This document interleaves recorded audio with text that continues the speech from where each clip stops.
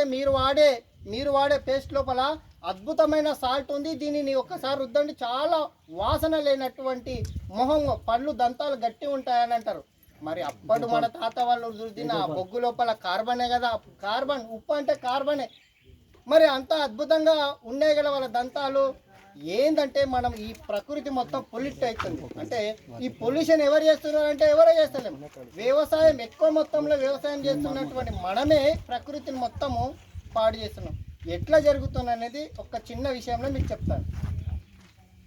పంట వేసిన వెంబడే చాలా పెస్టిసైడ్ తీసుకొని వస్తారు, మంచిగా స్ప్రే చేస్తుంటారు. దాని ఎంత కెమికల్ ఉంటుంది తెలుసా? ఆ కెమికల్ మొత్తం గాలిలో కలిసిపోతుంటుంది.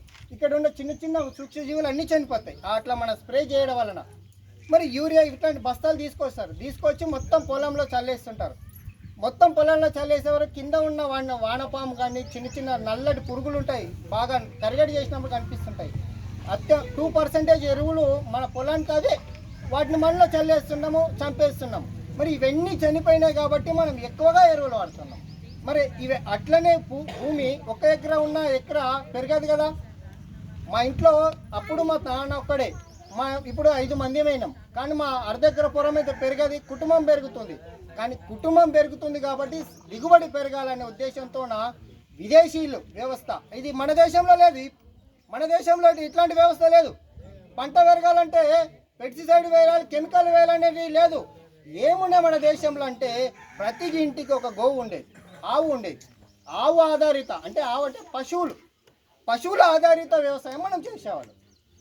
ఇప్పుడు వందల ఆవులు ఎక్కడ అంటే తాండాలు మాత్రం కనిపిస్తాయి. మెయిన్ గోటూరు ఇట్లాంటి మెయిన్ ఏరియాలో కనిపిస్తాయి. ఎంత సోక్ ఎక్కువైంది కాబట్టి అమ్ముకున్నాం, దాన్ని కాసే పరిస్థితి లేదు కాబట్టి అమ్ముకున్నాం. ఆ వ్యవస్థ ఏదైతే పోయిందో ఆ యొక్క ఆవు ద్వారా మనం ఒక పెంట వేసేవాళ్ళం. మన రోజు ఊడ్చే వేస్టేజ్ కానీ ఆ ఆవు ఆధారితమైన పెంట వేసి, పెంట కొన్ని 365 రోజులు ఆ పెంట అట్లే పెట్టి, ఈ చేను ఎప్పుడైతే కోస్తామో ఆ చేనులో ఉన్న పొలాలు పండిన ఇంట్లోకి తీసుకొచ్చి ఇంటికాడ ఉన్న చెత్తను కొండపోయి మళ్ళీ చేనులో వేసేవాళ్ళం. అది ఎరువు, అసలైన ఎరువు గది. మరి అది ఇప్పుడు వాడుతున్నామా? వాడట్లే కాబట్టి ఇట్లయినాం.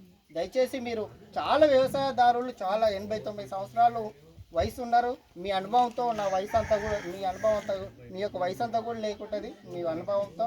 కాబట్టి మీకు చెప్పేంత పెద్దవాళ్ళం కాదు, కానీ కొంచెం చదువుకున్నాం కాబట్టి ప్రకృతి అంతా ఇట్లా పొల్యూట్ అవుతుంది. కాబట్టి దయచేసి విషయం ఏంటంటే కేవలం ఒకటే పంట కాకుండా పంట మార్పిడి ఆలోచన చేయాలి, ప్రకృతి వ్యవసాయంలో వెళ్ళాలి అనే ఉద్దేశంతో మేము చెప్తున్నాం. కాబట్టి దీనిని మీరు మీ అందరూ ఖచ్చితంగా తూచ తప్పకుండా పాటిస్తారని మనస్ఫూర్తిగా కోరుకుంటూ, నాకు కూడా అర్ధ ఎకరా పొలం ఉంది. ఇప్పటి వరకు నేను పొలానికి వెళ్ళలే, సాగు చేయలే, కానీ ఈరోజు శపథం తీసుకుంటా. అంటే నేను ఒక 5-6 సంవత్సరాల నుంచి ఈ ప్రకృతి వ్యవసాయం ఈ సార్ వాళ్ళు నాకు పరిచయాలు ఉన్నాయి, చాలా సెమినార్లకు వెళ్తుంటాను, అనుభవం ఉంది. కానీ వ్యవసాయం ఎప్పుడు చేయలే, ఇప్పుడు ఊళ్ళోనే ఉంటాయి. కాబట్టి ఖచ్చితంగా ఈరోజు ప్రమాణం చేస్తున్నా, నేను జొన్ననే వేస్తా, వేరే అవకాశం లేదు నాకు.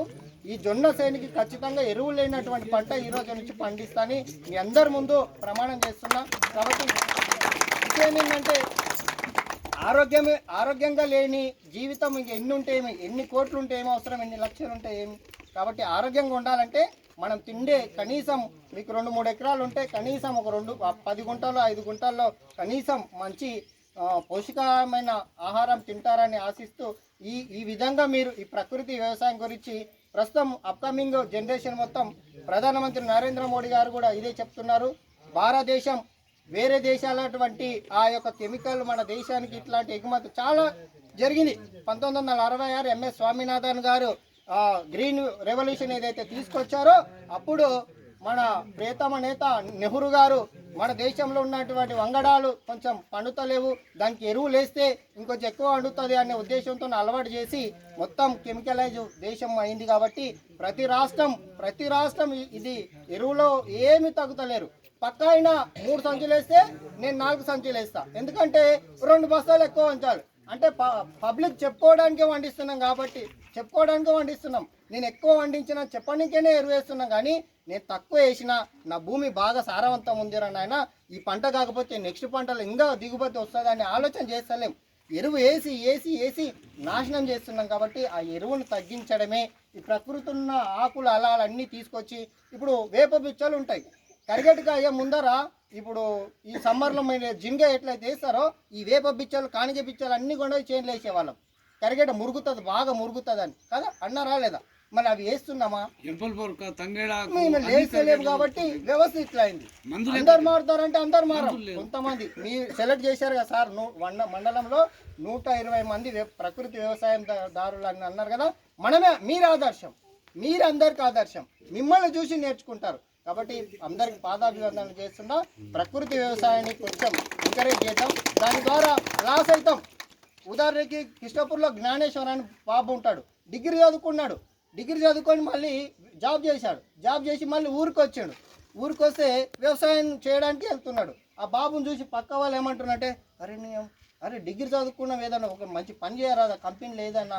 ఇదేంద్రనైనా ఊరికి వచ్చి పేడ గోవా అన్ని తీసుకొచ్చి పొలం లేసి ఏదో ప్రకృతి వ్యవసాయం చేస్తున్నాం ఎన్ని వండినాయి 10 సంచులు వండినాయి 30 సంచులు వండినది 10 సంచులు వండినాయి ఏలన్నా చేస్తున్నాం కానీ ఆ ఇంట్లో వాళ్ళతో ధాన్యం ఏదైతే పండించిండో ఆ రైస్ బియ్యం ఆ బియ్యాన్ని ఒక మంచి ఎంఆర్ఓలు గిరిదవారులు వేరే టీచర్లు తీసుకొచ్చారా నాయన బియ్యం ఉన్నాయని ఒక బ్యాగ్ ఇరా నాయన అడుక్కొని పోతున్నారు మళ్ళీ గిరిదవారు కదా ఈ బాబుని అడగాల్సిన అవసరం ఏముందంటే ఆయనకు తెలుసు దీంట్లో ఏముందో కాబట్టి అర్థం చేసుకోండి కొంచెం దీన్ని తక్కువ దిగుబడి రావచ్చు కానీ దీనిలో చాలా ఆరోగ్యంగా ఉందాం ఫస్ట్ ఆఫ్ ఆల్ కాబట్టి మీ అందరూ ఈ విధంగా ఆలోచన చేస్తారని మరొక్కసారి ఈ కార్యక్రమానికి ఇచ్చేసిన మీ అందరికీ ధన్యవాదాలు తెలుసు జై జవాన్ జై కిసాన్